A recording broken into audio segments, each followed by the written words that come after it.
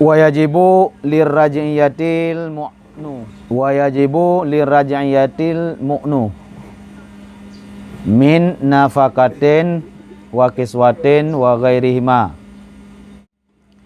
li baqai habsiz zawji 'alaiha wa sultanatihi illa mu'nata tanadufin fala tajibu laha li imtina'iz zawji anha wa sawa'un fil wujubi al hurratu wal amatu wal hailu wal hamilu.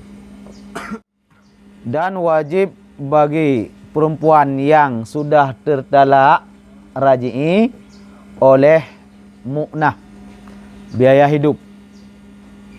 Wajib bagi perempuan yang tertalak raj'i, talak 1 atau sudah 2 dan masih dalam masa iddah, itu namanya talak raj'i, perempuan raj'iyah. Jadi bagi perempuan raj'i, dia wajib mendapat biaya hidup yang terdiri daripada min nafakatin, daripada nafkah, bahan makanan, makanan pokok, wa kiswah, yaitu pakaian, wa ghairihima, dan selain keduanya. Seperti rumah yang menjadi tempat tinggal, itu juga wajib disediakan oleh suami bagi istrinya yang sudah ditalak.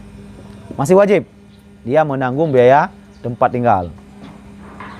Kenapa? Karena kekal menahan si suami atasnya istri dan kekuasaannya si suami. Dia masih berhak menahan istrinya, istrinya masih dalam kekuasaannya.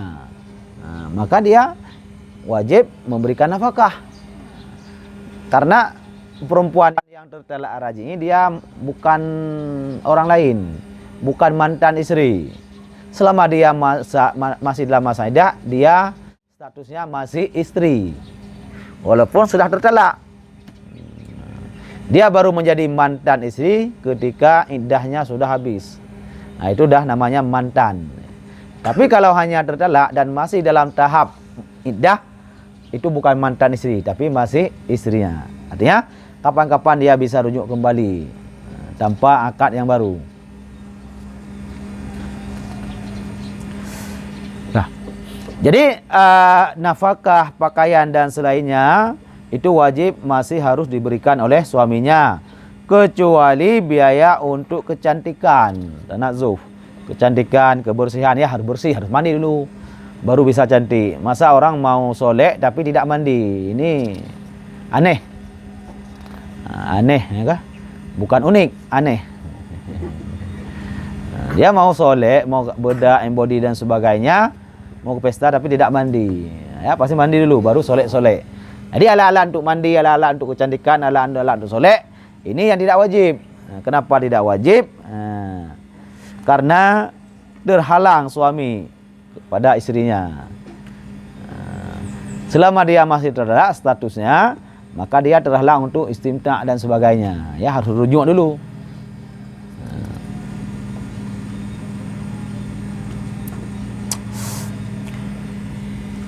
Wasawa'un fil wujub al-hurratu wal amatu wal hailu wal hamilu. Jadi sama semuanya, sama pada wajib, artinya wajib menanggung nafkah pakaian. Apakah itu istrinya orang merdeka, bukan budak, istrinya itu yang hamil, artinya bukan yang hail. Hail maksudnya dia masih kosong, belum hamil. Hamil tidak masalah, tetap dia masih wajib memberikan nafkah. Merdeka atau hamba tidak masalah, atas nama dia istri wajib masih menanggung nafkahnya. Hail itu masih kandungannya masih kosong, belum hamil. Karena berbicara kewajiban nafkah, kalau orang hamil sampai dia melahirkan kandungannya, iddahnya perempuan yang hamil kan sampai melahirkan, berarti nafkahnya sampai melahirkan.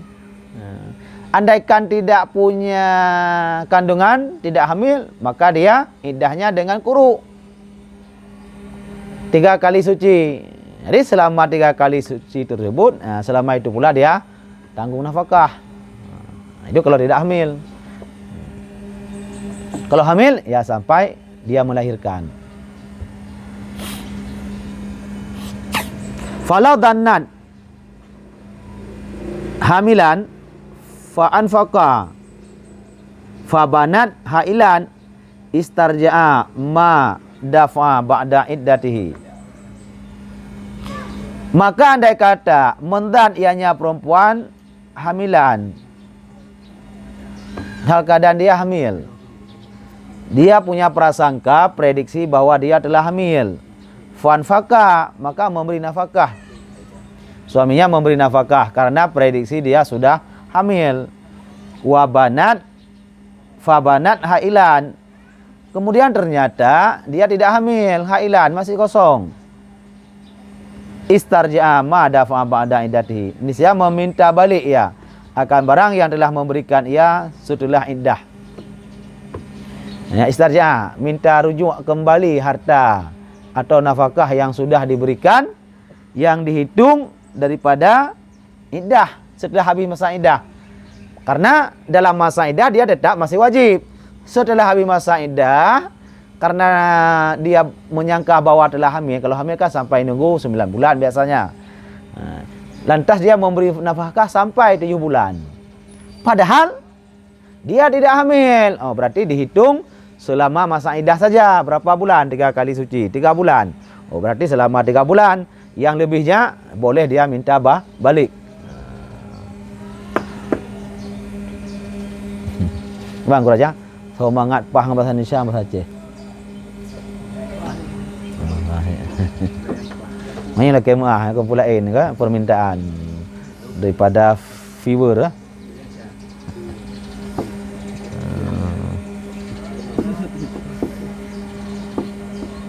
Ni kalau Aceh hidup Aceh pah Aceh ni kan. Ada pegah habar geror pah bahasa hadrot.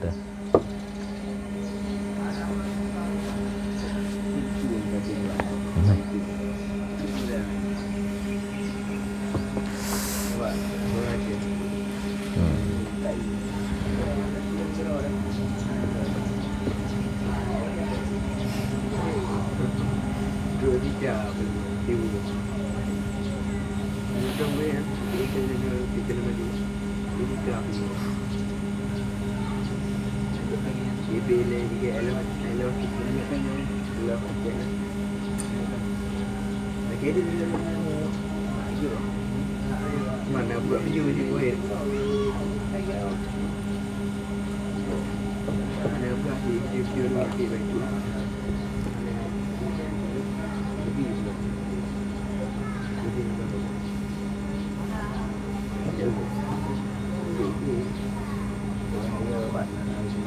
Dah. Wa tusaddaqu fi qadri aqra'iha bil yamini in kazzabaha wa ila fala yaminun. Dan dibenarkan pada kadar kuruknya dengan sumpah. Jadi dibenarkan, yang dibenarkan di sini adalah istrinya. Dibenarkan akan istrinya pada kadar akra sucinya. Jadi dia masa suci kan punya ukuran waktunya berapa. Kebiasaan dia misalnya dalam sebulan 7 hari dia haid, lainnya suci. Berarti 3 kali suci ini berapa lama waktunya? Ini dibenarkan istri. Berapa lama dia masa 3 kali suci tersebut? Ini dibenarkan istrinya dengan cara bersumpah. Nah, bil yamini. Kenapa harus bersumpah? In kazabaha. Andaikan di suami itu tidak percaya. In kazabaha, dia mendustakan. Apa yang dibilang? Misalnya dia 3 kali suci selama 3 bulan.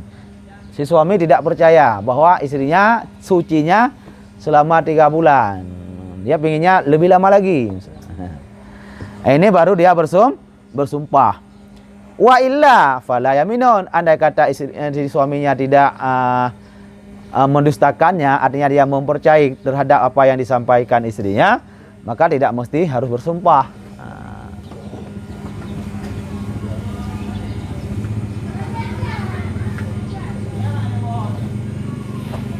Berapa minit ku ah? Kajian. Stop.